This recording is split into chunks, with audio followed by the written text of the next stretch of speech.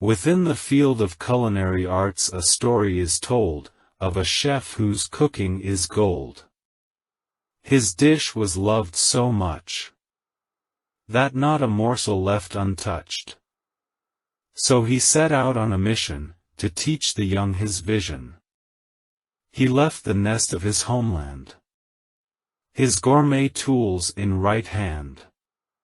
His knowledge taught the best, where his student chefs digest Flavours, savours, humorous chat.